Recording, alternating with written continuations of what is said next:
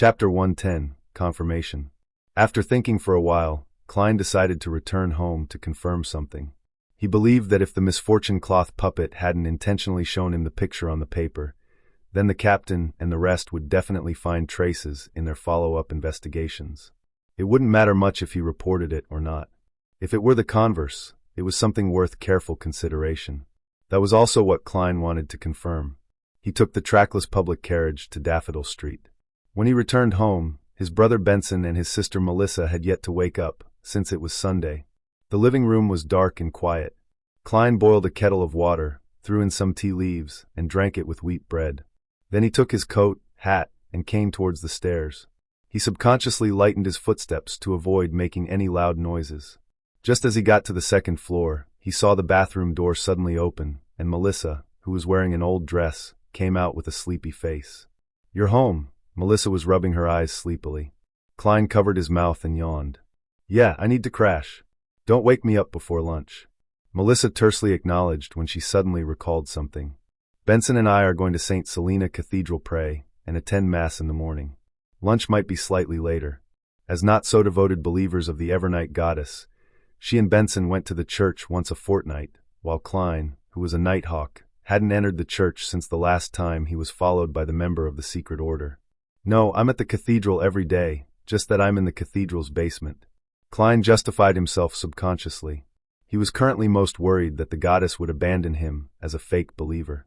If his ritualistic magic didn't respond at crucial times, he would be in big trouble. But then, when one considers old Neil, the goddess is quite forgiving towards the Nighthawks. That's right. Klein comforted himself. His scattered thoughts flashed past him, and he looked at Melissa. He nodded and smiled. "No problem. I can sleep longer then."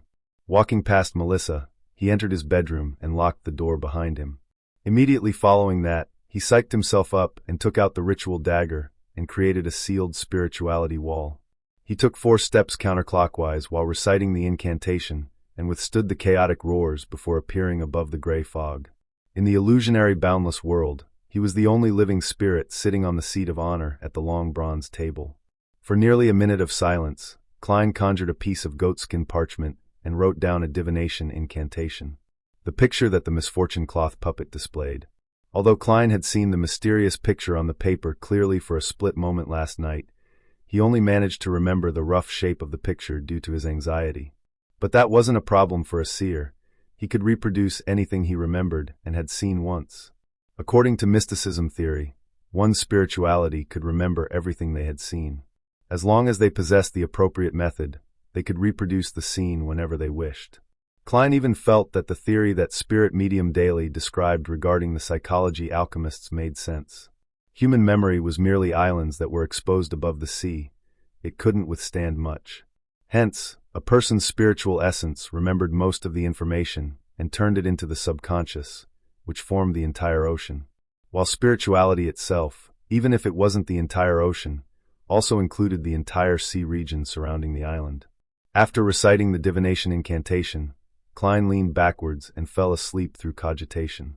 In the blurry, distorted, separated world, he saw Cheney's gate crack open once again as he heard the heavy grinding noises. The puppet in the black classic regal gown leaned into the opening of the door and unfurled the paper that it was holding. On the piece of paper, there were many mysterious symbols that collectively formed a vertical eye. Klein carefully observed the picture before exiting the dream. Then, with the aid of the uniqueness of the world above the gray fog and the memory that had yet to fade, he expressed the image on the brown parchment. The vertical eye looked up at him, looking both sinister and mysterious. Klein thought and wrote below the eye, "This is key to the treasure that the Antigonus family left behind." Putting down the pen, he untied the silver chain that was wound inside his sleeve. As he held it with his left hand, the topaz pendulum stably hung above the divination statement and the mysterious vertical eye. There weren't any obvious movements. Klein closed his eyes and recited the sentence with his mind cleared. After 7 times, he opened his eyes and saw the topaz spinning in small circles in a clockwise fashion along with the silver chain. That meant affirmation. The vertical eye picture is really key to the treasure that the Antigonus family left behind. Klein nodded in deep thought. He tapped his fingers on the edge of the long bronze table and muttered to himself, "Because of Ray Bieber's death, there are no descendants of the Antigonus family left. Hence, the notebook views me, the seer that interacted with it but remains alive, as its inheritor. It affected 3-0625 and left the key to the treasure with it, only to show it to me during my shift at Cheney's Gate. There doesn't seem to be any problem with the logic, but it still doesn't seem very convincing. How could the notebook be sure that there are no more descendants of the Antigonus family? And I am totally unrelated to that family. If I shared their bloodline, the original Klein wouldn't have committed suicide to begin with. It doesn't seem to matter if I tell this to the captain and the team. Let me look into this. Klein then divined the location of the Antigonus family's treasure. But, unsurprisingly, there was no detailed information. Just like in the letter that Sirius wrote to Mr. Z, Klein could only be certain that the treasure was related to the main peak of the Hornacis mountain range and the ancient nation of the Evernight. After he finished divining all the matters, Klein noticed that the crimson star from which he had previously heard prayers was producing a faint fluctuation again. He used the method of answering prayers and touched the illusory star. He saw the brown-haired young man who wore the unique black tight suit again. The young man was kneeling on the ground, facing the pure crystal ball, still muttering about something. Klein, who had purposely learned some Jotun, finally understood one of the sentences. Pray, save, father and mother. It really is Jotun. Where in the world is Jotun still used? That's an ancient antique that is thousands of years old. What a pity. The mysterious ruler above the gray fog is totally powerless. I don't have the ability to save them even if I want to. Klein shook his head and sighed. He decided to observe him for a little longer. I'll see what I can do when I master more Jotun vocabulary and can understand what happened to his father and mother. Klein retracted his spirituality, wrapped it around himself, and initiated a descent. When he returned to his bedroom, he dispelled the spirituality wall, changed into old but comfortable clothing, and laid down on the bed to get some sleep. Klein slept all the way till 12:30, which was when Melissa finished preparing lunch and came knocking on the door. After having a fairly sumptuous meal, he saw Melissa bring out her new dress and fishnet hat, looking like she was going out. Do you still have something this afternoon? Klein asked, puzzled. Benson was seated on the sofa, knitting his eyebrows at his grammar books. He didn't lift his head but answered on her behalf. Mrs. Shoud from next door told Melissa that there will be a lecture regarding family affairs in the municipal hall in the afternoon. Melissa plans to attend it and learn how to deal with daily household issues. Melissa nodded and said, I got Selena and Elizabeth to join me. That's nice. I hope that the lecturer tells you that a family like us needs to hire at least one maidservant, Klein joked.